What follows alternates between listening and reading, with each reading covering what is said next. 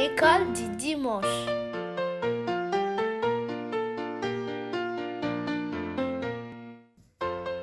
Allô tout le monde, comment ça va? J'espère que tout le monde va bien. J'espère que là où vous êtes, vous allez bien, la famille, tout le monde va bien, que vous avez bien commencé l'école. Aujourd'hui, on a une histoire et les héros de cette histoire, mais plutôt les héroïnes de cette histoire sont deux femmes. C'est pas l'habitude dans la Bible qu'on trouve des héros d'histoires qui sont des femmes, et en plus c'était durant un temps de guerre. Alors avant de commencer, on va prier, on va fermer les yeux, on va ouvrir notre cœur à Dieu, on va lui dire merci, d'accord? Merci Seigneur pour tout ce que tu fais pour nous. Toi, le Père de notre Seigneur Jésus-Christ, nous venons devant toi pour te dire merci.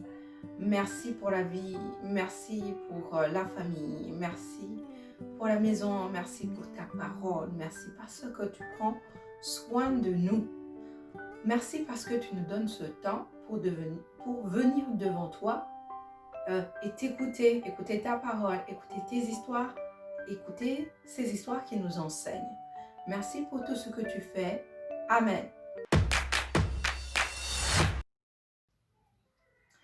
Alors, l'histoire d'aujourd'hui se trouve dans Juge 4. Dans Juge 4, on a l'histoire de nos amis, les Israélites, qui sont maintenant arrivés dans la terre promise. Mais curieusement, quand ils sont arrivés dans la terre promise, ils ont oublié Dieu, ils ont oublié les commandements de Dieu, ils ont fait ce qui déplaisait Dieu. C'est-à-dire qu'ils sont allés prier des dieux qui n'étaient pas Dieu d'Abraham, d'Isaac et de Jacob. Ils sont allés prier des statues. Alors, ils ont fait ce qui déplaisait à Dieu. Alors, la conséquence était ils sont redevenus esclaves. Ils sont devenus esclaves d'un autre peuple. Mais durant ce moment de Juge 4, il y avait une juge. C'était une femme. Elle s'appelait Déborah. Cette femme, elle était à la fois juge et prophétesse. Juge, ça veut dire qu'elle jugeait les gens. Donc, si deux personnes n'étaient pas en accord, ils allaient la voir et puis elle disait « Oh, toi, tu es en erreur, toi, tu n'es pas. Ou toi, tu dois faire ça, toi, tu dois faire ça pour que vous soyez en accord. » Également, prophétesse, je dirais qu'elle parle au nom de Dieu, c'est-à-dire qu'elle écoute la voix de Dieu et elle parle au peuple au nom de Dieu. Alors, en ce moment-là, il y avait une prophétesse. Elle savait que le peuple d'Israël avait désobéi à Dieu, mais elle voulait que ce peuple soit libéré du joug du peuple qui les avait soumis en esclavage. Alors, comme elle écoutait la voix de Dieu, Dieu lui a dit d'appeler un certain Barak. Barak, pas comme Barack Obama, c'était un Barak qui était chef de l'armée d'Israël. Alors, il faut dire qu'en ce moment, tout le monde avait peur parce qu'ils étaient esclaves. Mais elle, Déborah, a appelé le chef de l'armée d'Israël. Elle lui a dit, il faut qu'on se libère de ces esclavagistes. Il faut que Israël soit libre. Alors, elle lui dit, et comment attaquer l'armée du peuple qui les avait rendus esclaves, comment se libérer d'eux, où ils allaient les trouver, comment ils allaient se battre. Donc, en quelques mois, elle leur disait la tactique, l'endroit, tout ce qu'il fallait faire.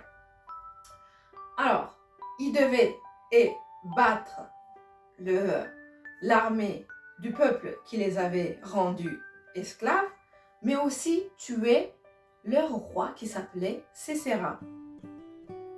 Alors, Barak quand il entend la parole de Dieu, il agit comme Déborah le lui avait dit. Mais il avait un petit peu peur, il avait demandé à Déborah de l'accompagner avec lui au moment de la bataille. Mais quand Déborah a entendu ça, elle a dit, mais toi tu ne fais pas confiance en Dieu totalement. Elle lui dit, puisque tu ne fais pas confiance totalement en Dieu, la victoire ne te sera pas accordée à toi là, donc la gloire plutôt, ne te sera pas accordée à toi, mais elle sera accordée à une femme.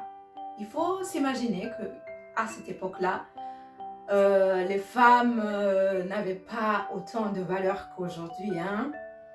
Alors, qu'est-ce qui se passe? Barak entraîne toute une armée. Ils vont se battre avec l'armée de Sisera et ils gagnent.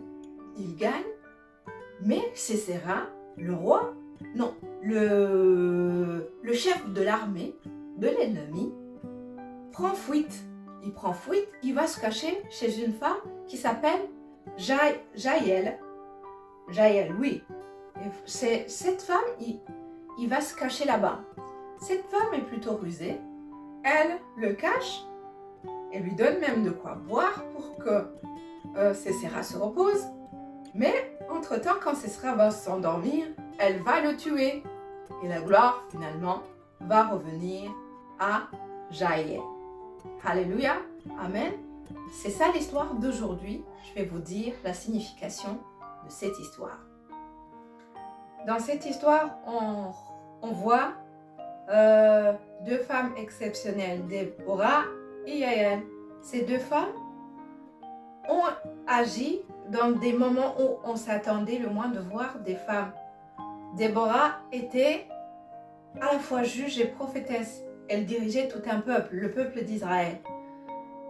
À cette époque-là, il faut se dire qu'il n'y avait pas de femmes, très peu, on voit très peu dans la Bible des femmes qui dirigent vraiment. C'est surtout les hommes qui dirigeaient à cette époque-là. Mais elle, parce qu'elle écoutait la voix de Dieu, elle a pu diriger tout un peuple et puis elle les a fait libérer de la joug d'un autre peuple qui les avait rendus esclaves. On voit aussi Jaël qui tue un roi. Je ne pense pas que Jaël avait fait une formation particulière pour se défendre ou pour tuer ou faire quoi que ce soit, mais elle a pris la décision, elle a tué le roi. Je pense qu'elle savait qu'il pouvait y avoir des conséquences après avoir tué un roi. Mais elle s'est dit, il faut que je libère mon peuple. Ces deux femmes ont agi par la foi. Elles ont écouté la voix de Dieu et elles ont agi. Nous tous, nous avons Dieu qui nous parle. Par la Bible, d'une façon ou d'une autre, Dieu nous parle. Nous savons ce qu'il faut faire. Nous savons comment se comporter en tant que chrétien. Mais il faut aussi beaucoup de courage. Il faut beaucoup de courage pour être envoyé par Dieu, pour travailler avec Dieu. Beaucoup de courage, surtout dans cette société où nous vivons. Mais ce qu'il faut, c'est que si on est avec Dieu, on peut tout faire, comme Déborah, comme Jaël. D'accord? Alors, on va écouter le verset du jour. Le verset du jour se trouve dans Ésaïe 5, c'est le verset 8. C'est un verset que Dieu a donné à Ésaïe quand il a appelé. Il a dit, « J'entendis la voix du Seigneur disant, qui enverrai-je? Et qui marchera pour nous? Je répondis, ça c'est Ésaïe qui parle, me voici, envoie-moi. » C'est la prière que je te propose de faire aujourd'hui, de dire, me voici, envoie-moi Seigneur. Alléluia. Amen. Que Dieu te bénisse, que Dieu te garde, que Dieu te fortifie, que Dieu te donne tout ce que ton cœur désire. Amen.